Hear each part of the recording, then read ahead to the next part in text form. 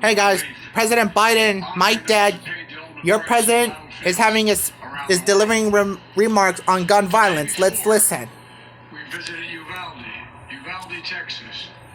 In front of Robb Elementary School, we stood before 21 crosses for 19 third and fourth graders and 2 teachers. On each cross, a name. And nearby, a photo of each victim that Jill and I reached out to touch. Innocent victims murdered in the classroom that have been turned into a killing field. Standing there in that small town, like so many other communities across America, I couldn't help but think there are too many other schools, too many other everyday places that have become killing fields, battlefields Weather here service. in America. We stood at such a place just 12 days before, across from a grocery store in Buffalo, New York, Yeah. memorializing 10 fellow Americans, a spouse, a parent, a grandparent, a sibling, gone forever. At both places, we spent hours with hundreds of family members who were broken, whose lives will never be the same. Yeah. They had one message for all of us. Do something. Just do something. For God's sake, do something. Do something. After Columbine, after Sandy Hook, after Charleston, after Orlando, after Las Vegas, after Parkland, nothing has been done. This time that can't be true. This time we must actually do something. The issue we face is one of conscience and common sense. Don't forget 6 years ago For about somebody at Orlando. home, I want to be very clear. This is not about taking away anyone's guns. It's not about vilifying gun owners.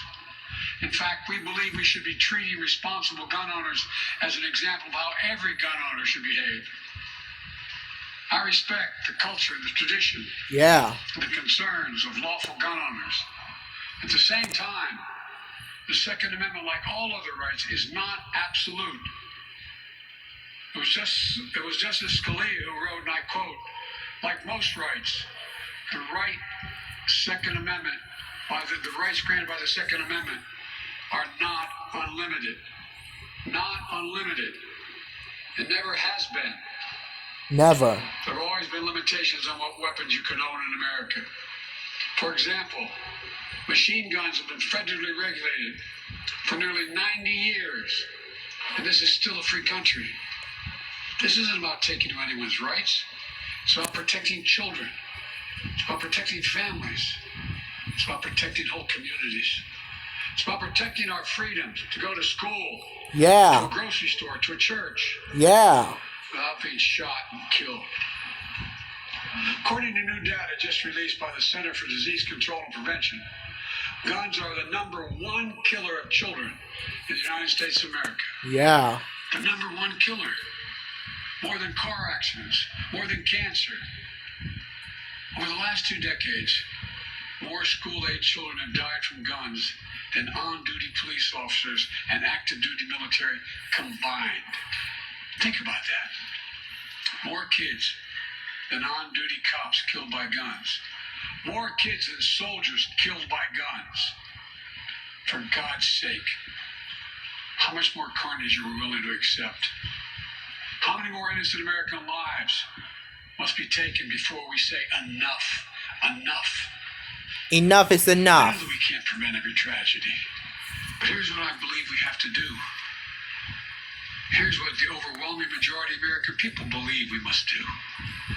Here's what the families of Buffalo and Uvalde in Texas told us we must do. We need to ban assault weapons and high-capacity magazines. And if we can't ban assault weapons, then we should raise the age to purchase them from 18 to 21. Yeah. Strengthen background checks. Enact safe storage law and red flag laws. Repeal the immunity that protects gun manufacturers from liability. Address the mental health crisis, deepening the trauma of gun violence and as a consequence of that violence. These are rational, common sense measures. Here's what it all means. It all means this. We should reinstate the assault weapons ban on high-capacity magazines that we passed in 1994 with bipartisan support in Congress and the support of law enforcement. 9 categories of semi-automatic weapons were included in that ban, like AK-47s and AR-15s. And in the 10 years it was law, mass shootings went down. But after Republicans let the law expire in 2004, and those weapons were allowed to be sold again, mass shootings tripled. Those are the facts. A few years ago, the family of the inventor of the AR-15 said he would have been horrified to know that its design was being used to slaughter children and other innocent lives instead of being used as a military weapon on the battlefields as it was designed. That's what it was designed for. Enough. Enough. Enough is enough. We should limit how many rounds a weapon can hold. Why in God's name should an ordinary citizen be able to purchase an assault weapon that holds 30-round magazines that let mass shooters fire hundreds of bullets in a matter of minutes? The damage was so devastating in Uvalde, parents had to do DNA swabs to identify the remains of their children. 9 and 10-year-old children. Enough. We should expand background checks to keep guns out of the hands of felons, fugitives, and those under restraining orders. Stronger background checks are something that the vast majority of Americans, including the majority of gun owners, agree on. I also believe we should have safe storage laws and personal liability for not locking up your gun. The shooter in Sandy Hook came from a home full of guns. They were too easy to access. That's how he got the weapons. The weapon he used to kill his mother and then murdered 26 people, including 20 first graders. If you own a weapon, you have a responsibility to secure it. Every responsible gun owner agrees to make sure no one else can have access to it. To lock it up. To have trigger locks. And if you don't, and something bad happens, you should be held responsible. Yeah. We should also have national red flag laws so that a parent, a teacher, a counselor can flag for a court that a child, a student, a patient is exhibiting violent tendencies, threatening classmates, or experiencing suicidal thoughts that makes them a danger to themselves or to others. 19 states in the District of Columbia have red flag laws. The Delaware law is named after my son, Attorney General Beau Biden. Before he passed away, my twin brother. 13 dead and more than 30 injured. Marjorie Stoneman Douglas High School in Parkland, Florida, 2018, 17 dead, 17 injured. In both places, countless others suffering with invisible wounds. Red flag laws could have stopped both these shooters. In Uvalde, the shooter was 17 when he asked his sister to buy him an assault weapon, knowing he'd be denied because he was too young to purchase one himself. She refused. But as soon as he turned 18, he purchased 2 assault weapons for himself. Because in Texas, you can be 18 years old and buy an assault weapon, even though you can't buy a pistol in Texas until you're 21. We can't ban assault I'll still weapons get a gun for as we self-defense. should. We must at least raise the age to be able to purchase one at 21. I don't kill anyone. Look, I know some folks will say 18-year-olds can serve in the military. I know killing is and illegal. fire those weapons. But that's with training and supervision by the best trained experts in the world. Don't tell me raising the age won't make a difference. We won't. Enough. We should repeal the liability shield that often protects gun manufacturers from being sued for the death and destruction caused by their weapons. They're the only industry in this country that has that kind of immunity. Imagine if the tobacco industry had been immune from being sued, where we'd be today. The gun industry's special protections are outrageous. It must end. It must end There now. can be no mistake about the psychological trauma. I had that enough with gun leaves violence. behind. Imagine being that little girl, that brave little girl in Uvalde, who smeared blood off her murdered friend's body on her own face to lie still among the corpses in her classroom and pretend she was dead in order to stay alive. Imagine what it'd be like for her to walk down the hallway of any school again. Imagine what it's like for children who experience this kind of trauma every day in school, in the streets, in communities all across America. Imagine what it's like for so many parents to hug their children goodbye in the morning, not sure whether they'll come back home. Unfortunately, too many people don't have to imagine that at all. Even before the pandemic, young people were already hurting. There's a serious youth mental health crisis in this country.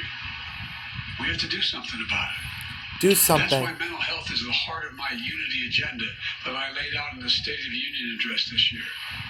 We must provide more school counselors, more school nurses, more mental health services for students and for teachers, more people volunteering as mentors to help young people succeed, more privacy protection and resources to keep kids safe from the harms of social media. This unity agenda won't fully heal the wounded souls, but it will help. It matters. I just told you what I'd do. The question now is, what will the Congress do? The House of Representatives already passed key measures we need. Expanding background checks to cover nearly all gun sales, including at gun shows and online sales.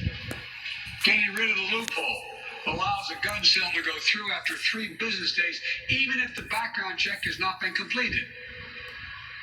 The House is planning even more action next week.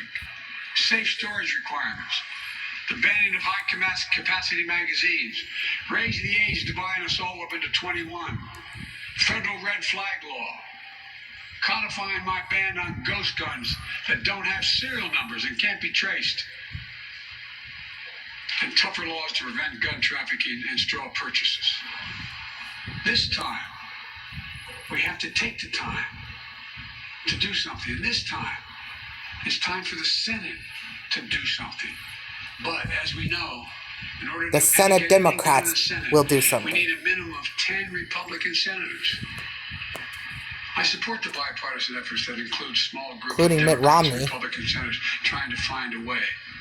But my God, the fact that the majority of the Senate Republicans don't want any of these proposals even to be debated or come up for a vote, I find unconscionable. We can't fail the American people again. we won't.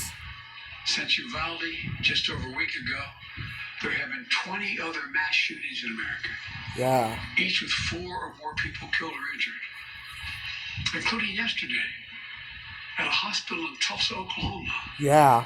A shooter deliberately targeted a surgeon using an assault weapon he bought just a few hours before his rampage that left a surgeon, another doctor, a receptionist, and a patient dead and many more injured. That gunman was dead.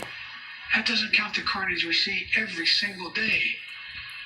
It doesn't make the headlines. I've been in this fight for a long time. I know how hard it is. It But I'll was. never give up. You won't. If Congress fails, I believe this time a majority of American people won't give up either. I believe the majority of you will act to turn your outrage into making this issue central to your vote. Enough, enough, enough. Enough is enough. Over the next 17 days, the families in Uvalde will continue burying their dead. It will take that long in part because it's a town where everyone knows everyone. And day by day, they will honor each one they lost. Jill and I met with the owner and staff of the funeral home as being strong to take care of their own. And the people of Uvalde mourn as they do over the next 17 days. What will we be doing as a nation? Jill and I met with the sister of the teacher who was murdered and whose husband died of a heart attack 2 days later, leaving behind 4 beautiful orphan children, all now orphaned.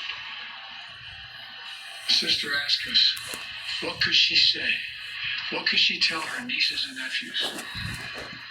It's the most heartbreaking moments that I can remember. All I could think to say was, I told her to hold them tight. Hold them tight. After visiting the school, we attended Mass at Sacred Heart Catholic Church with Father Eddie.